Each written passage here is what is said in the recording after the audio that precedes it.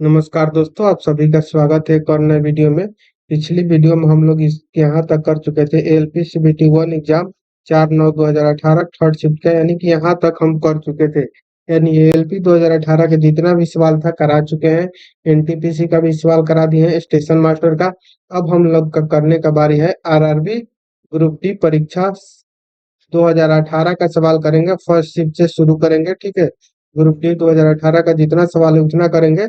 अगर आप लोग को वीडियो अच्छा लगेगा तो एक कमेंट जरूर कर दीजिएगा, आपसे बस यही निवेदन है। तो चलिए शुरू करते हैं।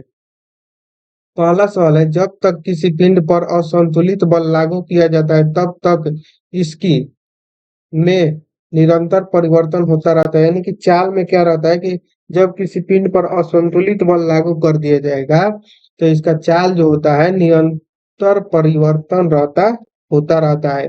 निषेचित अंडा युग्म में किसमें समाविष्ट हो जाता है? तो गर्भाशय में। निम्न में से किस तत्व का रासायनिक प्रतीक लैटिन से लिया गया है? तो आयरन। किसी वस्तु पर कार्य करने वाले गुरुत्व बल को क्या कहा जाता है? भार के रूप में जाना जाता है। जब कोई वस्तु वृत्तीय पथ पर गति करती है तो घूर्णन करती हुई वस्तु पर केंद्र की ओर लगने वाला बल क्या कहलाता है? तो अभिकेंद्रीय बल कहलाता है। धातु ऑक्साइड और हाइड्रोजन का निर्माण करने के लिए कौन सी धातु वाष्प के साथ अभिक्रिया करती है? तो एल्युमिनियम जो है वो वाष्प के साथ अभिक्रिया करती है। ठोस, द्रव और गैस तीनों रूप में पाया जाता है। तो जल जल जो है वो सॉलिड, लिक्विड और गैस तीनों अवस्था में पाया जाता है। निम्न में से कौन सा जंतु गर्म रक्त वाला है? तो कबूतर। आधुनिक आवर्त सारणी में कौन से समूह के तत्वों की बाहरी कोष पूर्ण होती है? तो 18वें। पृथ्वी का द्रव्यमान लगभग कितना होता है? तो 6 × 10⁻24 kg। निम्न में कौन सा जानवर पराध्वनि उत्पन्न कर सकता है? तो पारपोइसेस जो है वो पाराध्वनि उत्पन्न कर सकता है। अगला सवाल है, किस माध्यम में ध्वनि का गति सर्वाधिक सर्वाधिक होती है? तो ठोस माध्यम में। एक सुचालक का प्रतिरोध निम्न में से किस कारक पर निर्भर करेगा? तो सुचालक का प्रतिरोध दाब पर निर्भर करेगा। धुआं सोडा के एक अणु में पानी के कितने अणु उपस्थित होते हैं? तो 10। आरआरबी ग्रुप डी परीक्षा 17/9/2018 सेकंड शिफ्ट का ये सवाल है। मछलियों के हृदय में कक्ष होते हैं? तो मछलियों के हृदय में 2 कक्ष होते हैं, ठीक है। और मनुष्य में 4 कक्ष। धातुओं के किस गुण के कारण उनके पत्थर बनाने में आसानी होता है? तो आघात वर्धनीयता के कारण। अगला सवाल है, जर्मेनियम, आर्सेनिक, सेलेनियम और ब्रोमियम के परमाणु में 4 कक्षाएं होती हैं। यानी कि जर्मेनियम, आर्सेनिक और सेलेनियम और ब्रोमियम के परमाणु के बाहतम कक्षा में कितने इलेक्ट्रॉन कक्षाएं होती हैं? तो 4 कक्षाएं होते हैं। परमाणु के भीतर न्यूट्रॉन और द्वारा प्रोटॉन पर आरोपित बल लगाया जाता है। तो नाभिकीय बल, यानी कि न्यूट्रॉन द्वारा जो प्रोटॉन पर बल लगाया जाता है वो नाभिकीय बल लगाया जाता है। किस लवण का जलीय विलयन का पीएच मान 7 से कम होता है? तो अमोनियम क्लोराइड का जो पीएच मान होता है वो 7 से कम होता है। कौन सा ऊतक पौधे के कठोर और दृढ़ बनाता है? तो स्क्लेरोनाइकामा। मनुष्य में पाए जाने वाला प्लेजेंडा ऊतक द्वारा कौन सा काम किया जाता है? तो भ्रूण से अवशिष्टों को बाहर निकालना और भ्रूण को पोषण प्रदान करना प्लेसेंटा द्वारा किया जाता है। रक्त में शर्करा का स्तर में वृद्धि का पता किसकी कोशिकाओं द्वारा पता चलता है? तो अग्नाशय की कोशिकाओं द्वारा पता चलता है। जब एक गिलास पर रखे कार्ड को उंगली से धक्का दिया जाता है तो उस पर रखा सिक्का गिलास में गिर जाता है। यह कथन किस नियम को व्याख्यायित करता है? तो जड़त्व के नियम को। यानी कि कोई वस्तु है, अगर वो रुका हुआ है तो वो रुका ही होना चाहता है, इसीलिए अगर इसको एकाएक बाह्य बल लगाइएगा इसीलिए ऐसा होता है, तो इसको जड़त्व का नियम बोला जाता है। चंद्रमा पर किसी वस्तु का भार पृथ्वी पर उस वस्तु के भार का 1/6 होता है। मधुमक्खी के डंक का इलाज करने के लिए के घोल का उपयोग किया जाता है? Baking soda. ये है 17/9/2018 थर्ड शिफ्ट का सवाल। दिए गए परिपथ में का प्रवाह वामावर्त होता है? तो इलेक्ट्रॉन का जो प्रवाह होता है वो वामावर्त होता है। अधिक अंतर कोशीय प्रसार के लिए कोशिका विरल रूप में संचारित होती है। तो पैरेनेकाइमा। किस परमाणु संख्या वाले तत्व के रासायनिक गुण मैग्नीशियम मैग्नीशियम के समान होता है? तो 4। परमाणु के भीतर न्यूट्रॉन द्वारा प्रोटॉन पर आरोपित बल क्या कहलाता है? तो नाभिकीय बल कहलाता है। देखिए ये क्वेश्चन रिपीट हो गया ना, ऑक्सीजन के सापेक्ष क्लोरीन का संयोजकता कितना होता है? तो 7 होता है। नर जनन कोशिकाओं का उत्पादन में होता है प्रीषण। Baking powder sodium hydrogen carbonate और टार्टेरिक अम्ल का मिश्रण होता है। बेकिंग पाउडर जो होता है वो सोडियम हाइड्रोजन कार्बोनेट और टार्टेरिक अम्ल का मिश्रण होता है। सुबेरियम कॉर्क सेल में मौजूद एक रसायन है जो उनमें गैसों और पानी के आवेश को क्या करता है? तो रोक देता है।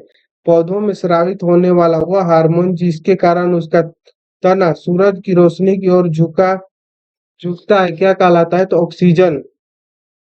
साधारण नमक के विलयन के निर्माण के लिए सोडियम हाइड्रोक्साइड के साथ अभिक्रिया करता है, तो हाइड्रोक्लोरिक अम्ल जो है वो सोडियम हाइड्रोक्साइड के साथ अभिक्रिया करता है।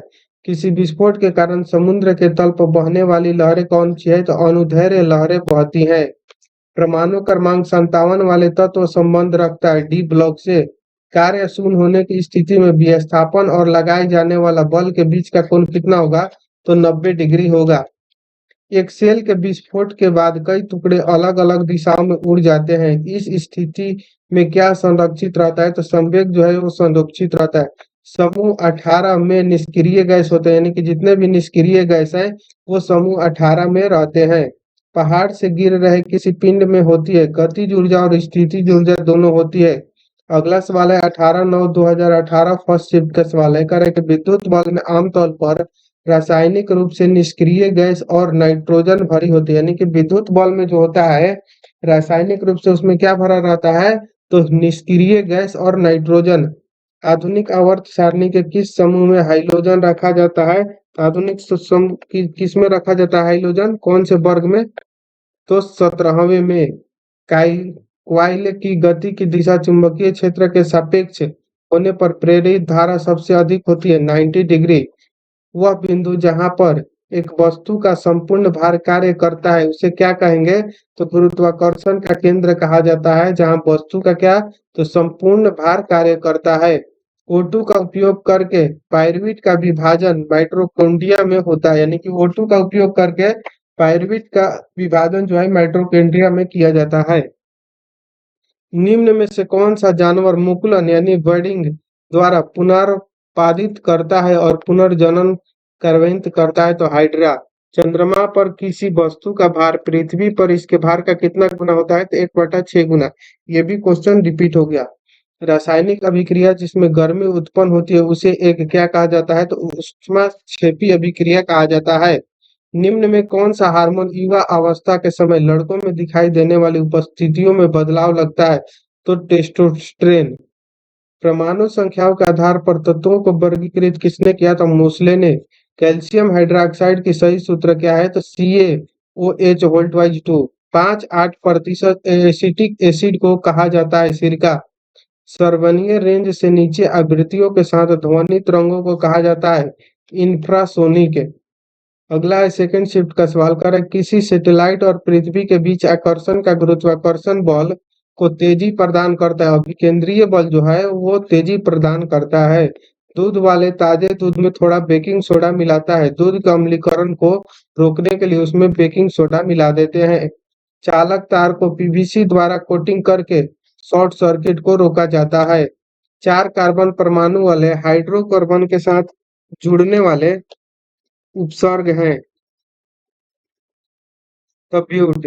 O2 का आणविक द्रव्यमान कितना होता है? तो 32। बादलों का रंग सफेद के कारण दिखता है, किसके कारण? तो प्रकाश के प्रकीर्णन के कारण।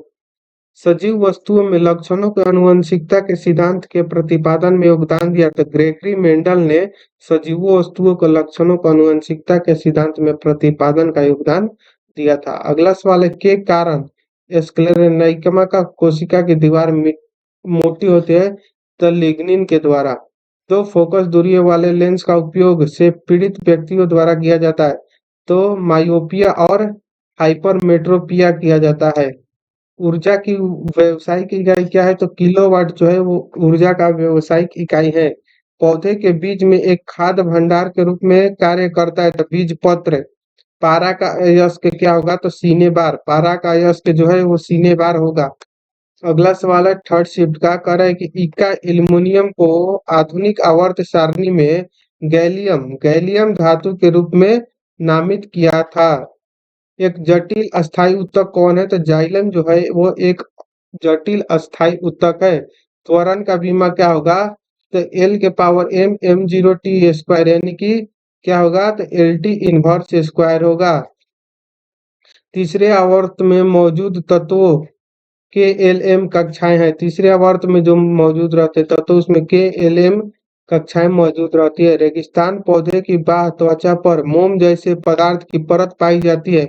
यह पदार्थ कौन सा है? तो क्योटिन। स्थितिज ऊर्जा किसके बराबर होती है? तो mgh के बराबर। दो सतहों के बीच सतह की अनियमितताओं के परिणाम स्वरूप घर्षण होता है।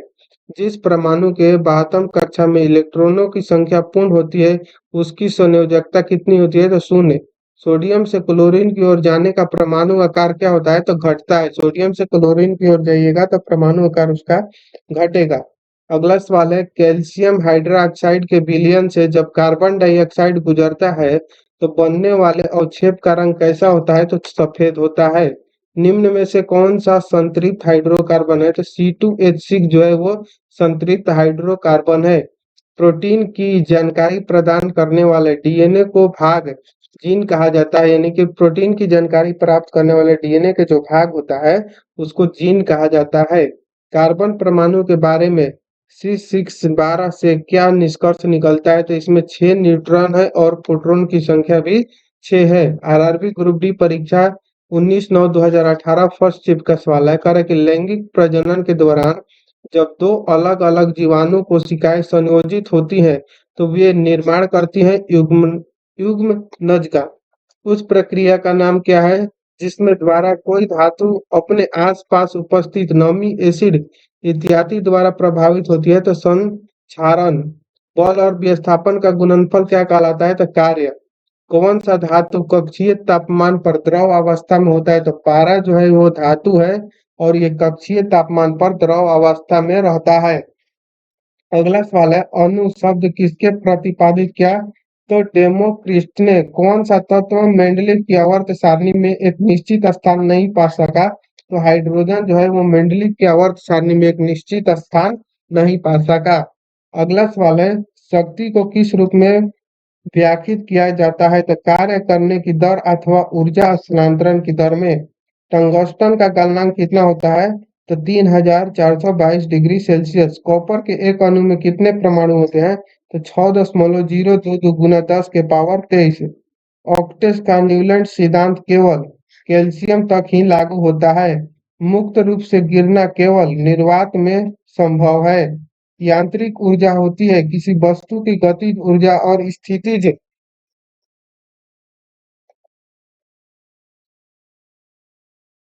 ऊर्जा का योग। प्रोटीन संश्लेषण में क्षार इवेंट से एक निर्माण होता है, mRNA प्रति का निर्माण होता है। जिन पदार्थ की गंध अम्लीय या क्षारीय माध्यम में बदल जाती है उन्हें कहा जाता है घृणा, यानी कि अल्फ्रेटी सूचक कहा जाता है। जब एक धातु पानी के साथ अभिक्रिया करती है तो कौन सी गैस निकलते हैं?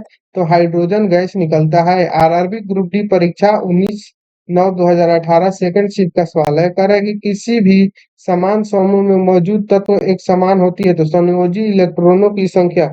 सबसे ज्यादा जो क्वेश्चन पूछा गया है वो आप लोग को पूछा गया है किससे? तो आवर्त सारणी से। ठीक है,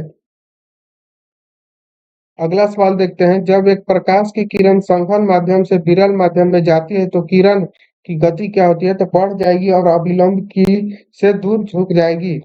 का प्रयोग कारों में पेट्रोल के साथ ईंधन के रूप में किया जाता है? तो इथेनॉल। कणों की गतिज ऊर्जा में अधिकतम होती है। कणों की गतिज ऊर्जा में अधिकतम जो होता है वो प्लाज्मा होता है। गंडमाला यानी कि ग्वाइटर की कमी के कारण कौन सा रोग होता है? तो आयोडीन।